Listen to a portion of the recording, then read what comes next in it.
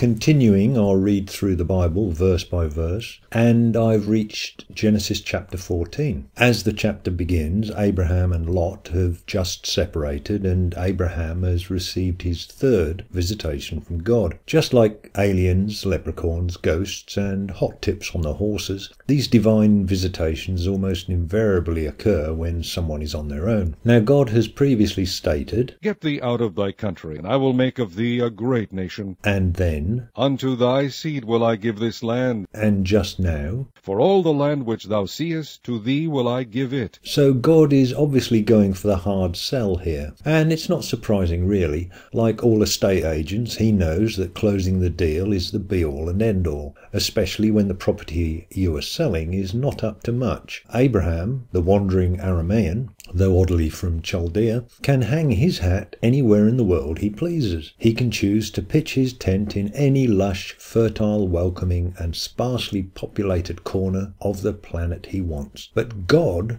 wants Abraham to park his camel in the driveway of this hotly contested, drought-ridden, arid scrap of tectonically active wasteland with incumbent tenants. So God really needs to seal the deal before Abraham has a chance to have a good route around the property, during which process he will surely notice that 55% of this promised land is actually the Negev desert. It only rains 3 days a year in Israel, and then only in the north, and the main arterial route through the land only exists because of the fact that the earth is being slowly torn apart at that point, meaning that the country is therefore subject to continual earthquake activity and seriously overdue for a serious shaker. Still, at least it's not Wales. Back to chapter 14, and we have some historical context. And it came to pass in the days of Amraphel king of Shinar, and Arioch king of Elazar, Kedorlaomer king of Elam, and Tidal king of nations, The names of kings and tribes which should allow us to narrow these events down to a specific period in history. Unfortunately, the historical context has proven impenetrable so far.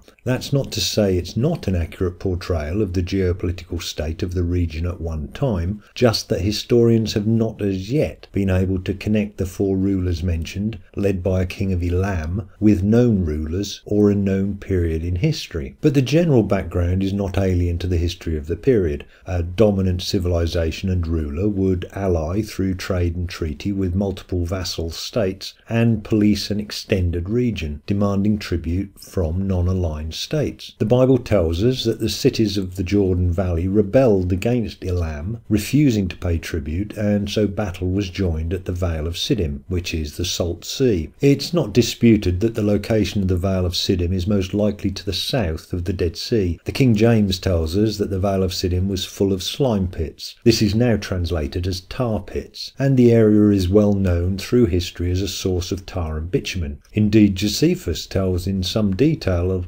cow-sized lumps of asphalt rising to the surface of the Dead Sea periodically, something which still happens to this day. So anyway, Chedorlaomer, the Elamite king, and his allies smote the tribes of the Jordan Valley and overwhelmed the cities of the plain, looted them and carried off prisoners, including Abraham's nephew Lot. Abraham hears of Lot's abduction whilst residing in the plain of Mamre and pursues Chedorlaomer northwards with 318 of his trained servants, and after travelling around 150 miles up towards modern-day Damascus, Abraham smotes the enemy and recovers all the people and all the stolen booty. The Bible gives only a very brief description of Abraham's jaunt, but the very specific numbering of his task force, at 318 trained servants, gives us an idea of what the size of Chedorlaomer and his allies' forces must have been. Either Abraham's trained servants were actually ninja, or the Elamite and allied forces must have numbered many fewer than Abraham's 318 to be so easily overwhelmed. And yet this Elamite force had apparently prevailed utterly against at least 6 tribes on the plain,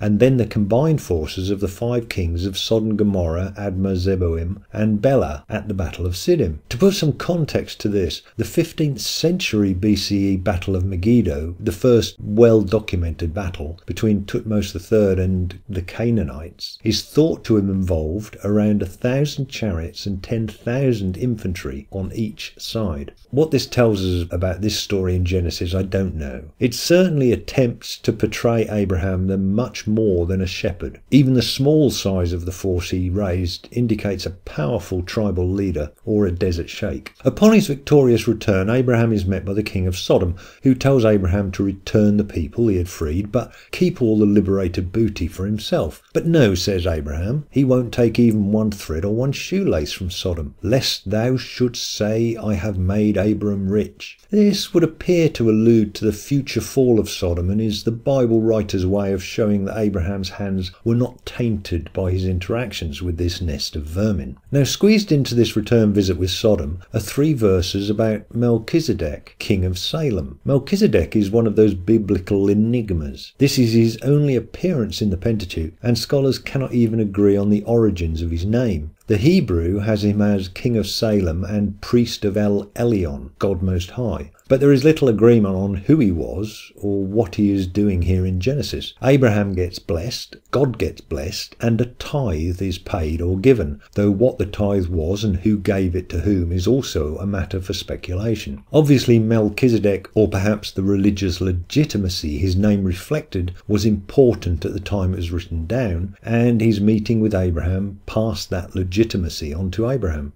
And this brings us to chapter 15, which starts with God appearing in a 4th vision to Abraham, who, surprise, surprise, is on his own when it happens. Now Abraham bemoans his lack of an heir, and God says, He that shall come forth out of thine own bowels shall be thine heir. And he brought him forth abroad, and said, Look now toward heaven, and tell the stars, if thou be able to number them. And he said unto him, So shall thy seed be. And he believed in the Lord, and he counted it to him for righteousness. But obviously Abraham did not believe in the Lord quite as much as the author would like us to believe, because in the very next verse God tells Abraham that he will inherit the land, and Abraham immediately asks God for a guarantee. This is the cue God needs to know that Abraham is ready to exchange contracts on this Middle East fixer-upper. Unfortunately, when God created man, he neglected to program in any written language, and so humans had to devise their own ways of sealing deals. God, of course, is well up on the legal niceties. He tells Abraham to bring him a cow, a goat, a sheep, a dove, and a pigeon. Luckily, when God had taken Abraham out for a stroll under the stars, Abraham had brought along a cow, a goat, a sheep, a dove, and a pigeon, just in case. So he cuts the mammals in half and then lays out all the carcasses in 2 lines. And then Abraham lay down for a kip and had a dream. In this dream, God tells Abraham that the inhospitable climate, droughts and earthquakes of this so-called promised land are the least of his worries, because when he had previously told Abraham,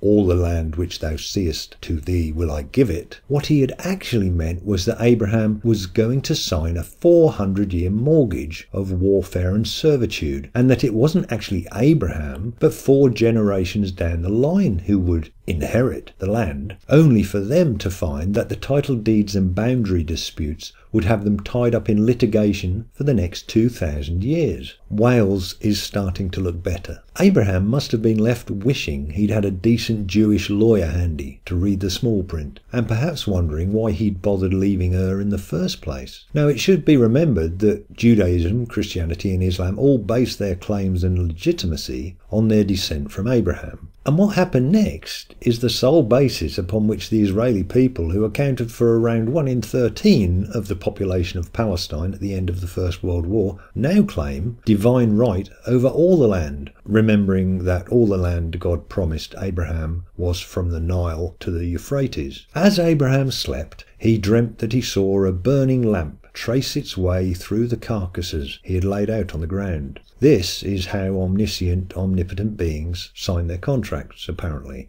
Abraham and a will-o'-the-wisp had danced through some goat entrails under the moonlight, and the future of the Middle East was settled. Now, how well has that turned out for everyone involved? Of course, this complicated ritual actually counted for naught. With God, a contract isn't worth the goat's kidneys it's written on. This sacred covenant will be torn up in a few pages when God first demands a human sacrifice and then relents and settles instead for a tithe off every todger in perpetuity.